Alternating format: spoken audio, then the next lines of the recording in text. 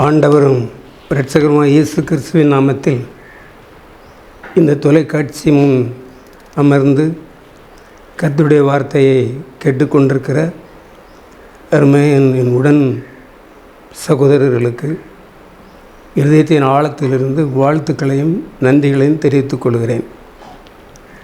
ஜேசி TV முற்றிலும் விசுவாசத்தினாலே நடந்தேறுகிறது. நம்பிக்கை, கர்த்தர் மேலே நம்பிக்கை. அதனால் அதை கனப்படுத்தி கர்த்தர் ஆசீர்வதிக்கிறார். இன்றைக்கு உங்களோடு பேசும்படியான தலைப்பு கனம் பண்ணுகிறவர். கனம் பண்ணுதல் உலகத்தில் எப்படின்னா, ஒரு அமைச்சர் முதலமைச்சர் வரார் அப்படின்னா அவருக்கு காட் ஆஃப் ஹானர் கொடுப்பாங்க. ராஜாஸ் காட் ஆஃப் ஹானர், சிவப்பு கம்பள வரவேற்பு. பிரதமர் வர இராணுவ அணிவகுப்பு.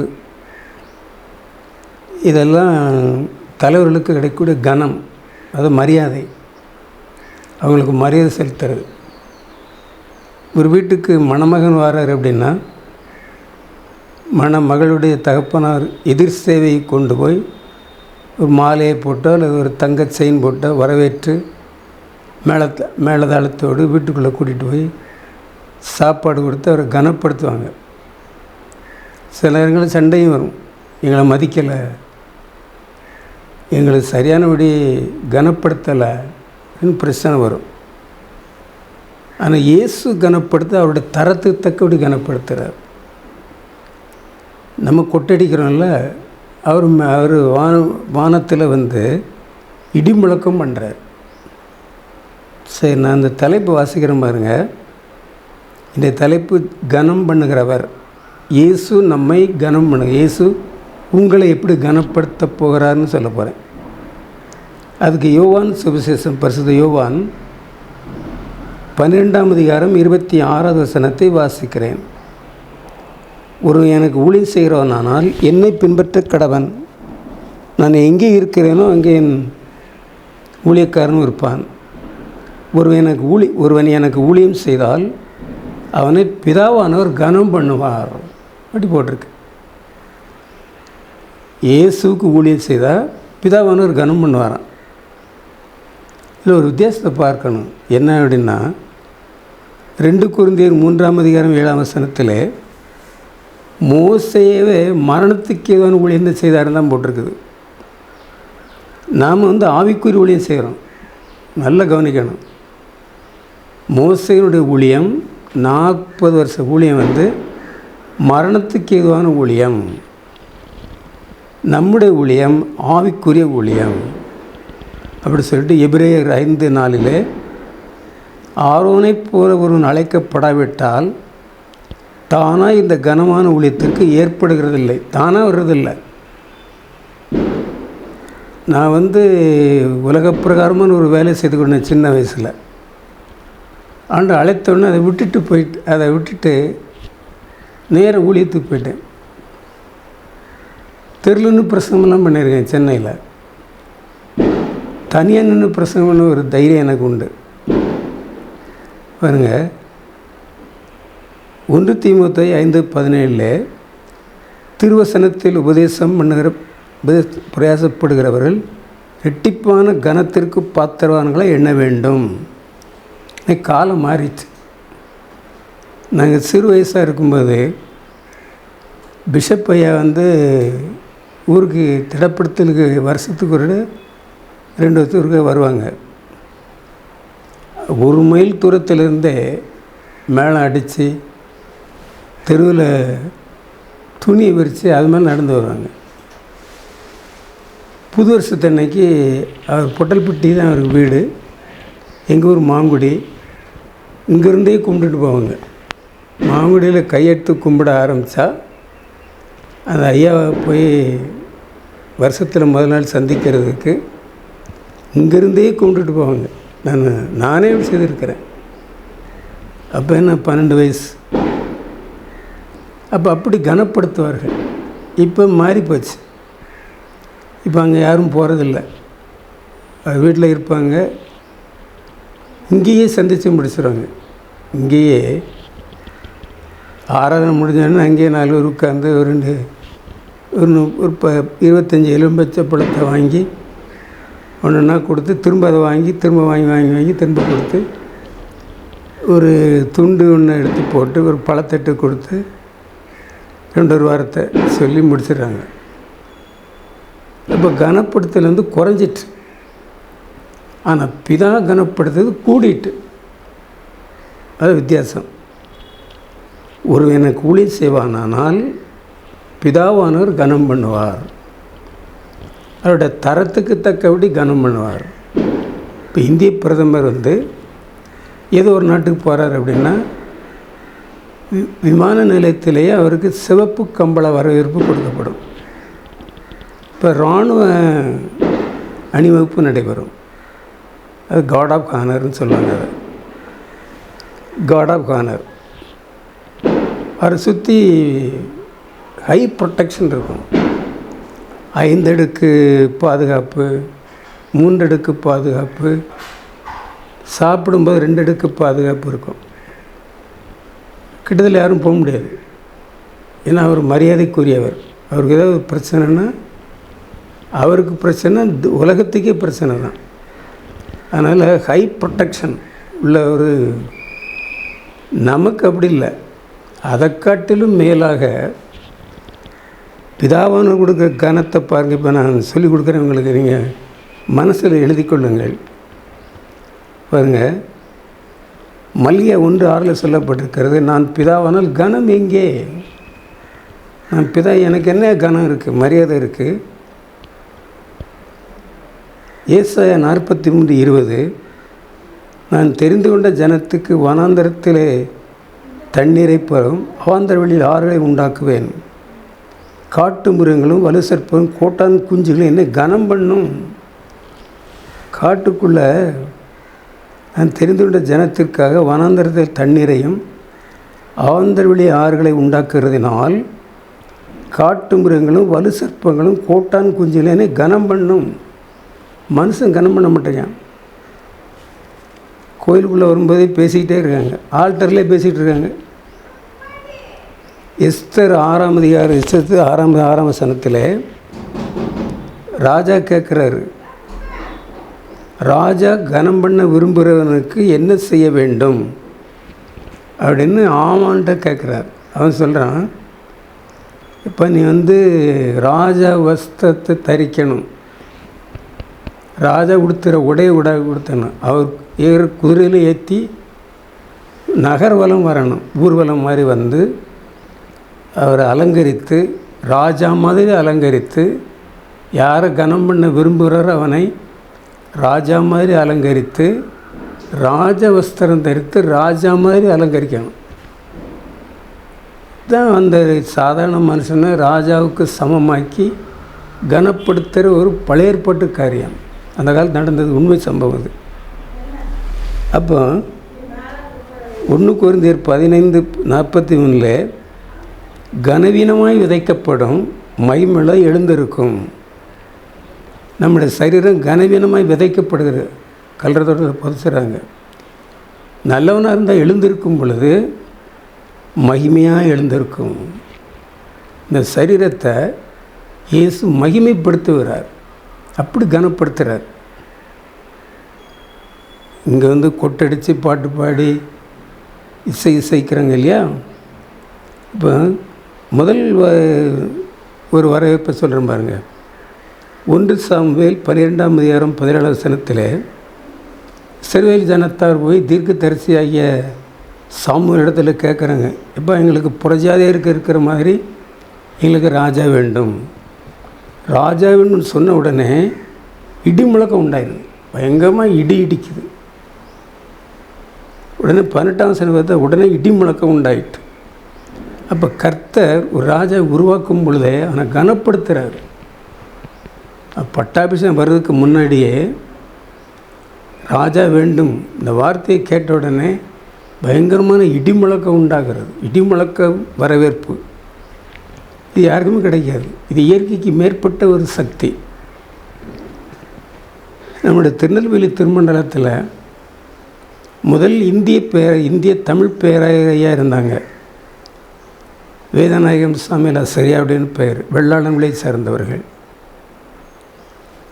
அவங்க அப்பா உபதேசியார், அவங்க தாத்தா கோயில் குட்டியார், இவர் பேராயர்.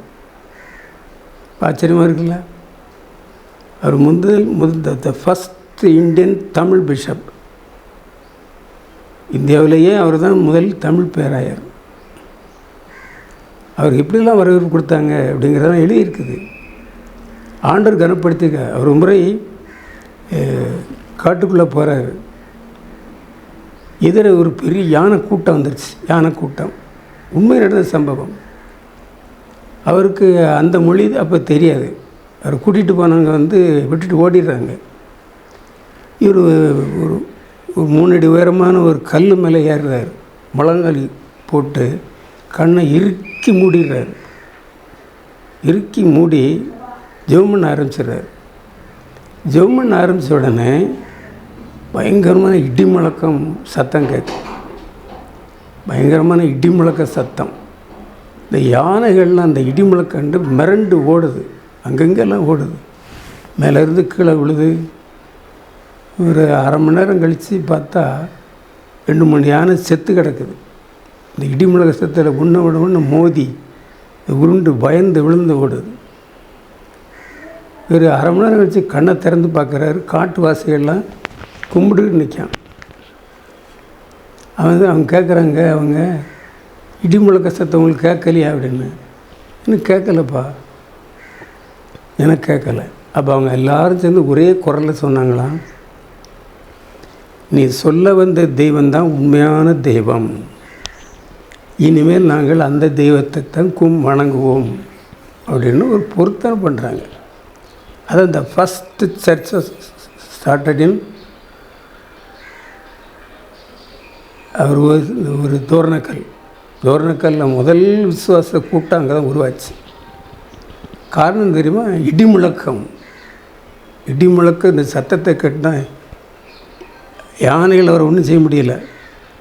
இவர் பெரிய தீர்க்கதரிசியாக இருப்பாரோ அப்படின்னு நினச்சிட்டு எல்லாரும் அந்த கூட்டமே அவரை பின்பற்ற ஆரம்பிச்சிருச்சு.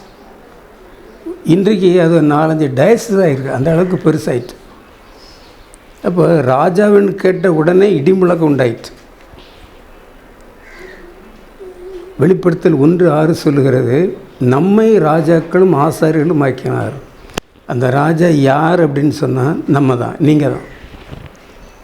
நீங்கள் ஊழியம் செய்ய நினச்சா கர்த்தருடனே இடி முழக்க வரவேற்பு கொடுத்து அவர் இருப்பார். இப்போ புதுமாப்பிள்ளை வீட்டுக்கு கூப்பிட்டு போகிறாங்கன்னா கொட்டடிச்சு இல்லாமல் கூப்பிட்டு போக மாட்டாங்க. வான வேடிக்கை இல்லாமல் கூப்பிட்டு போக மாட்டாங்க. ஆலயாரம் முடிஞ்ச உடனே பழையபடி வான வேடிக்கை, விருந்து வைப்போம், ஆடல் பாடல். இது எதுக்குன்னா மணமகனை கனப்படுத்துறது. நம்ம எல்லோரும் மணமகள்கள். தேவன் மணவாளனை மணவாட்டியை கனப்படுத்துகிறார். அவர் சொல்கிறாரு, நீ ராஜாவோன்னு கேட்குறான், அது என் ராஜ்யம் இவ்வுலகத்துக்குரியது அல்ல அப்படின்னு சொல்கிறார். நம்ம ராஜாக்களும் ஆசாரியர் மக்கன கர்த்தர். பிலாத்து கேட்குறான், நீ ராஜாவோ அப்படின்னு. இல்லைப்பா, என் ராஜ்யம் இந்த உலகத்துக்குரியது கிடையாது, என்னுடைய ராஜ்யம் பரலோகத்துக்குரியது. நீங்கள் எல்லோரும் அங்கே வாங்க. நீங்கள் மனம் திரும்பினால், லூக்கா 15:7 சொல்லப்பட்டிருக்கிறது, மனம் திரும்பினால் பரலோகத்தில் மிகுந்த ஆரவாரம் சந்தது இடி முழக்கெல்லாம் கேட்கும். அன்புக்குரியவர்களே, இந்த வார்த்தைகளை கேட்டுக்கொண்டிருக்கிறவர்களே, உங்களை பார்த்தீங்களா, மனம் திரும்பினால் உங்களுக்கு இராணுவ அணிவகுப்பு மரியாதையை காட்டிலும் மேலான ஒரு வரவேற்பு உங்களுக்கு கர்த்தர் காத்திருக்கிறார்.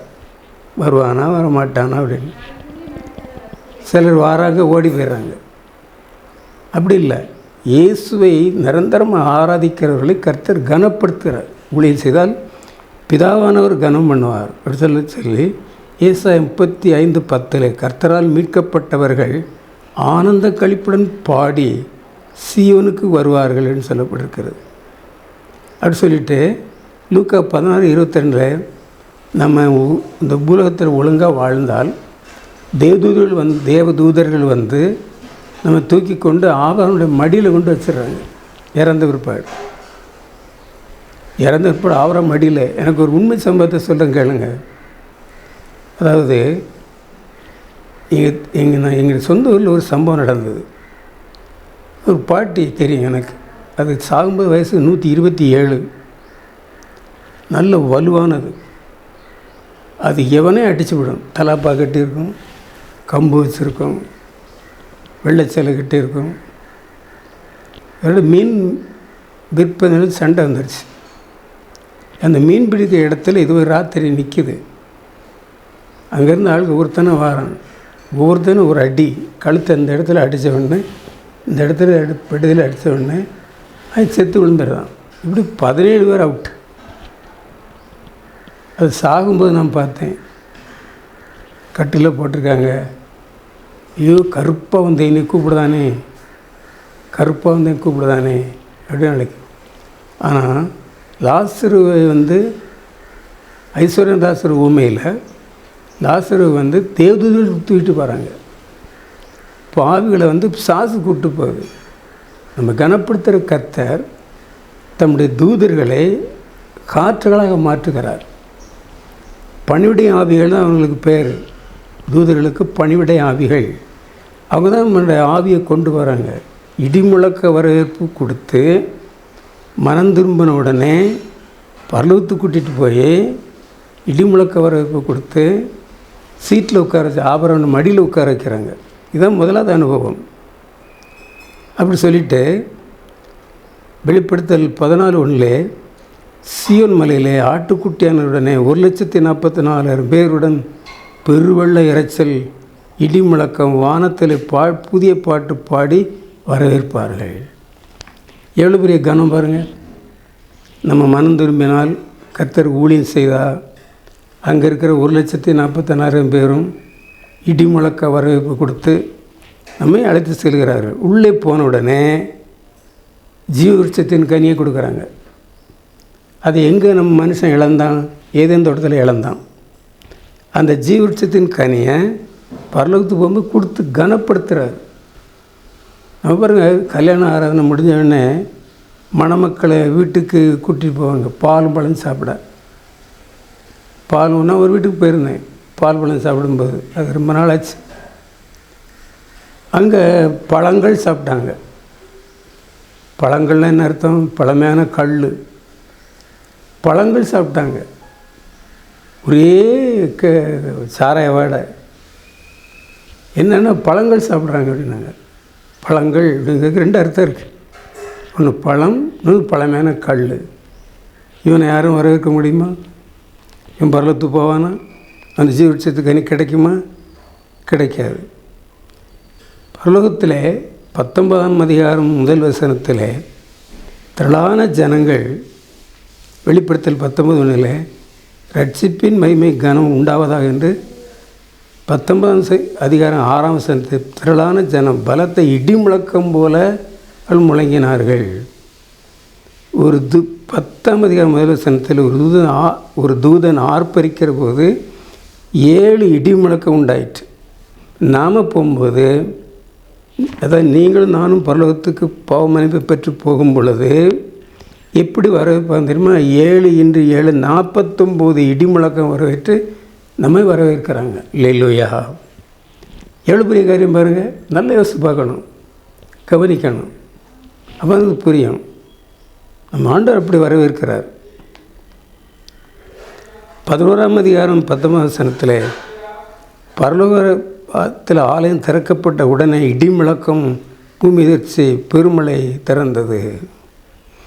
ஜனாதிபதி ஒரு நாட்டுக்கு போனார்னா 21 முறை குண்டு முழங்கும். ஆனால் நீங்களும் நானும் பரலோகத்துக்கு போனால் 49 தடவை இடி முழக்கம் உண்டாகி கர்த்தரை கனப்படுத்தி வரவேற்கிறார்.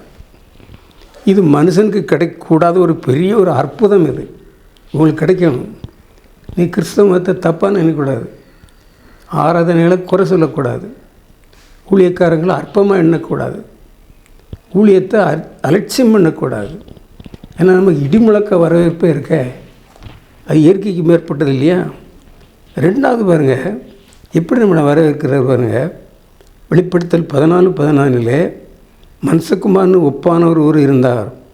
அவர் சிரசில் பொற்கிரீடம் இருந்தது. 19ஆம் அதிகாரம் 12ஆம் வசனத்தில் அவருடைய சிரசில் அநேக கிரீடங்கள் இருந்தது.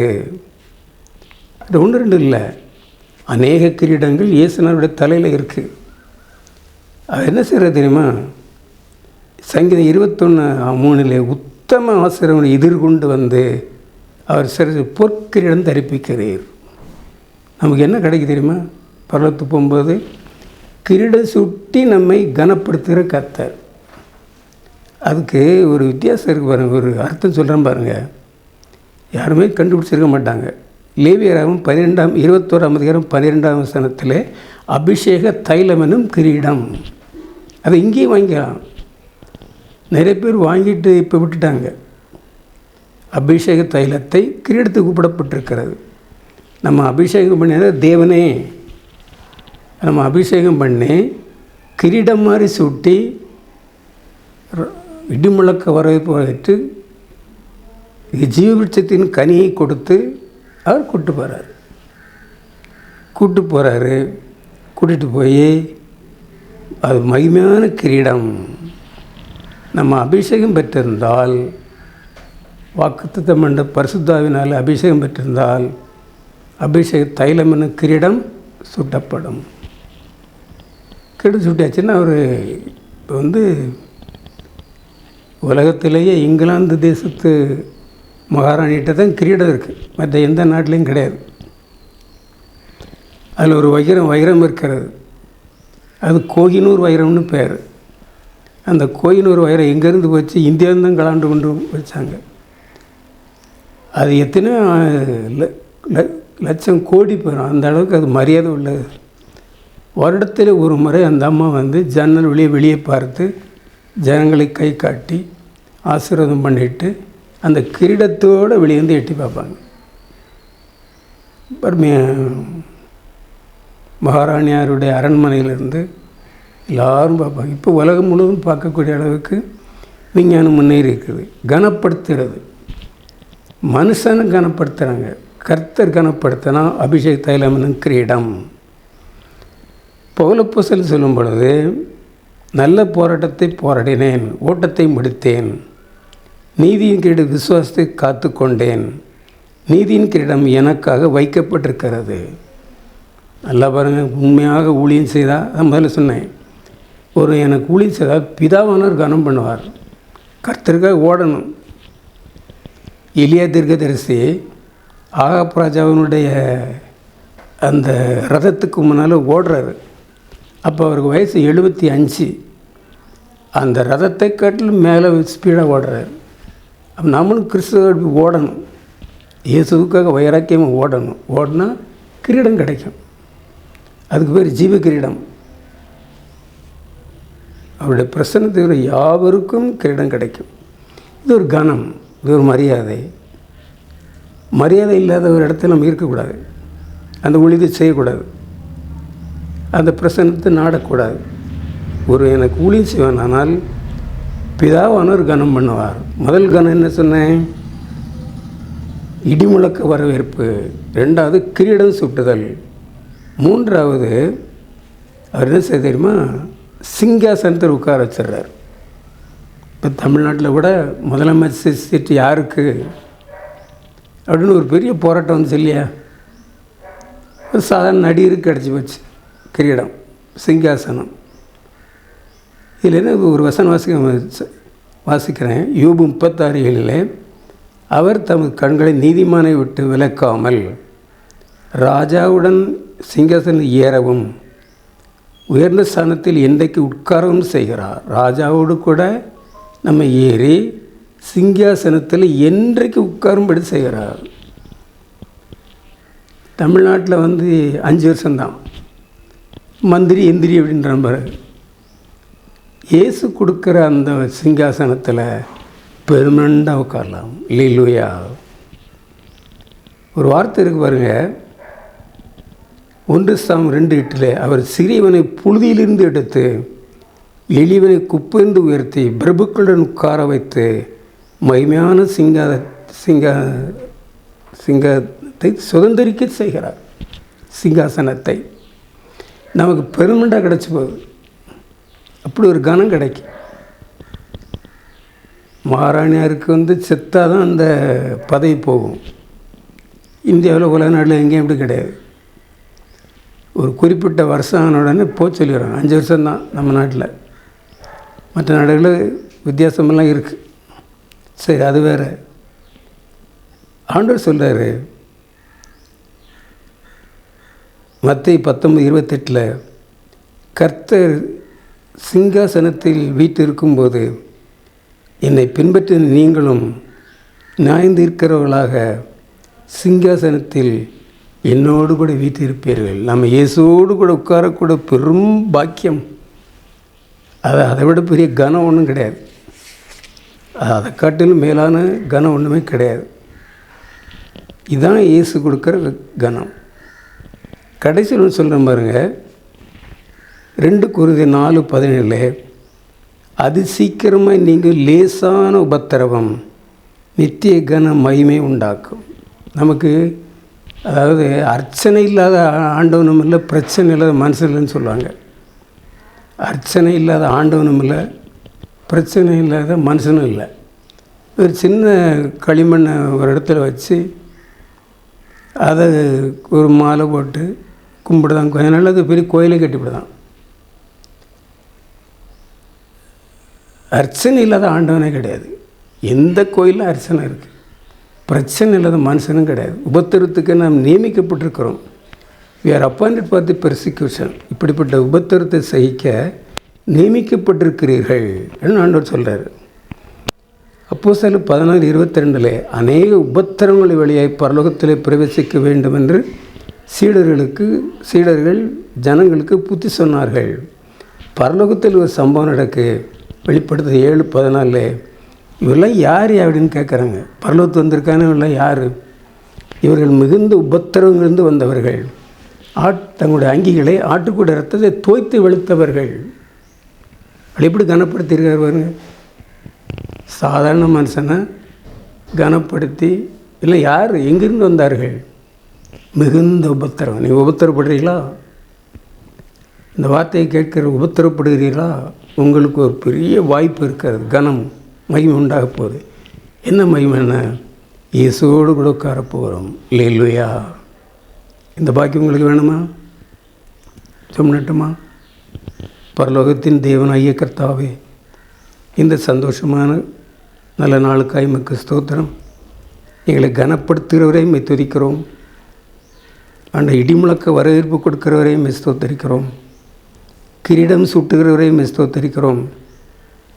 மிகுந்த உபத்திரத்து வந்தவர்களை உயர்த்துகிறவரே உமக்கு ஸ்தோத்திரம். சிங்காசனத்தில் உம்மோடு கூட உட்கார வைக்கிறவரே உமக்கு ஸ்தோத்திரம். அந்த அனுபவத்தை கேட்கிற அத்தனை பேருக்கும் தாரும். இயேசுவின் நாமத்தில் ஜெபிக்கிறோம் பிதாவே.